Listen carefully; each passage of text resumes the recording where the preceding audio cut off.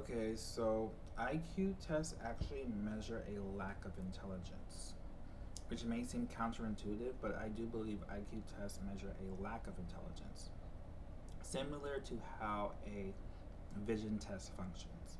So if you have a sort of, if you have good vision, sharp vision, you will have get 20/20 vision. Well, the less sharp your vision is, right, the more shallower your vision, the number goes up 20/40, 20/60 to eventually you're going to need glasses. Well, that's how IQ tests are. The higher your IQ, it's sort of a strong indicator that you have sort of, you're lacking in the intelligence department. Okay?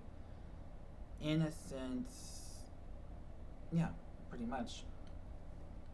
And how these people with like sort of high vision numbers, they are utilizing tools to sort of correct that, right? Almost as a substitute vision of sorts.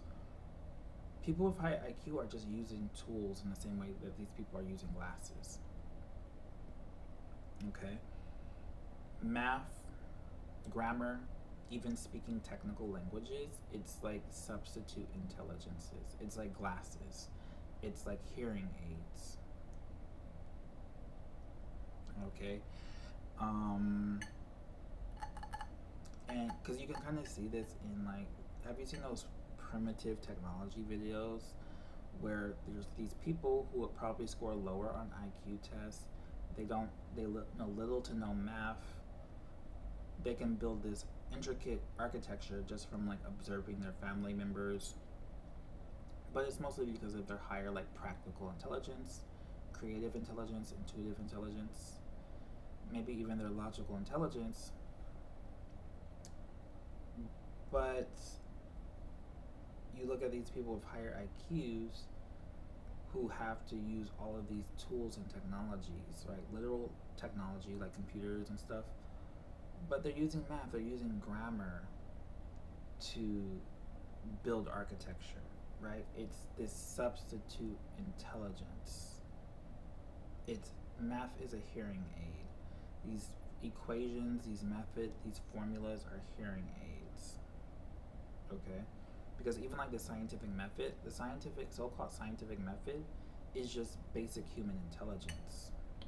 The only difference is that we started recording it. Okay?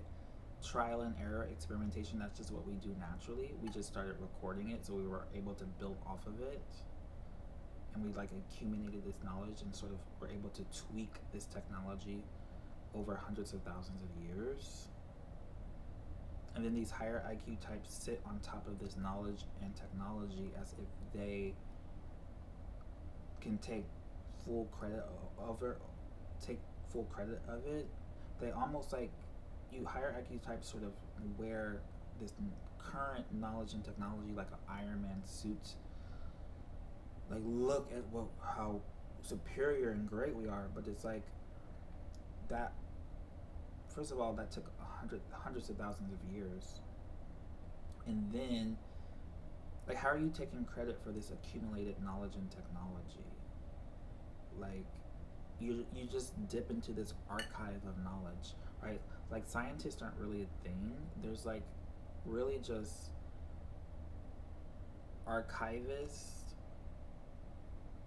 tweakers, and I guess like researchers. Okay? Like there's archivists, people who just dip into this archive of knowledge. There's tweakers who just slightly tweak its technologies that's been slightly tweaked for hundreds of thousands of years. And then people who do this sort of mathematical research. Okay? But that's all these higher IQ people are doing, and then they're using these technologies. Like math is just like this logical tool, it's just like this imaginary tool that's based on pattern recognition.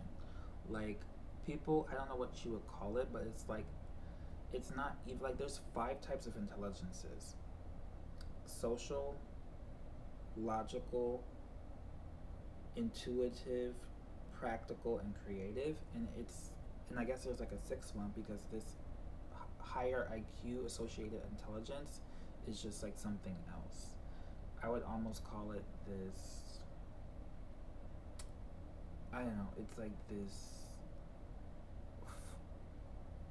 I was playing around with calling it like photonic intelligence because it seems as if light has this sort of intelligence to it, right? It can sort of respond in quantum experiments, and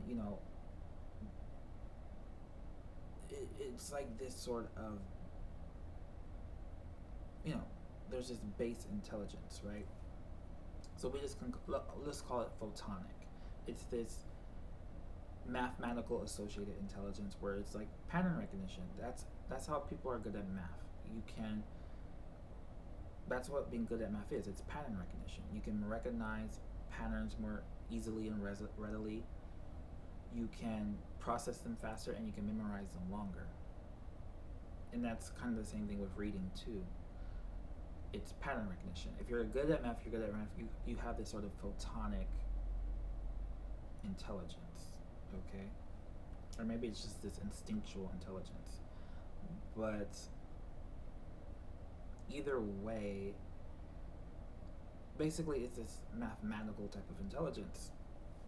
Okay, let's just call it mathematical. But this mathematical intelligence is, just this pattern recognition. But it lets you use these tools more readily, but people can do all these things with these tools. People can do them without tools. It's kind of similar how people can just cook without using recipes, while some people practically need them. That's what like a lot of these things are. Like aerospace engineering, it's like you're using recipes to create these rockets and do all these things, right?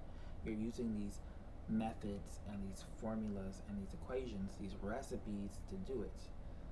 But it seems like people can do all of these things without it. It's like doing all these things without glasses. It's like doing all these things without hearing aids. Like how people can do these technologies, right? Primitive has this like inferior connotation, but it's like I want them to do our architecture, but they're sort of gatekept out of these professions and fields because you have to go through this sort of long form IQ test, which is what college basically is, to gain access to them. You can even see this with other types of intelligences. Like on TikTok, there's so many creative videos, everyone's very funny. But in the media industry, we get all of these formulaic shows, right? You see that same formula, right? You have to use formulas as a sort of substitute creative intelligence, this almost mathematical approach, when these people with higher creative intelligences are basically iced out of those professions and fields and jobs.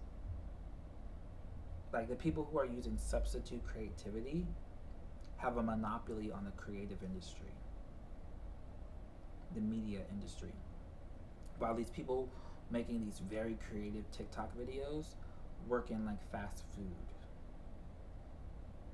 Because society has been rigged around people with higher IQs, people with this sort of mathematical or photonic intelligence,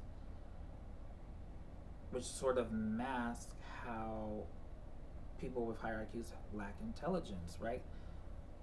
Lacking it in this, I mean, it's because you're so high in this sort of photonic intelligence that that's why you lack other intelligences, but you still lack other intelligences.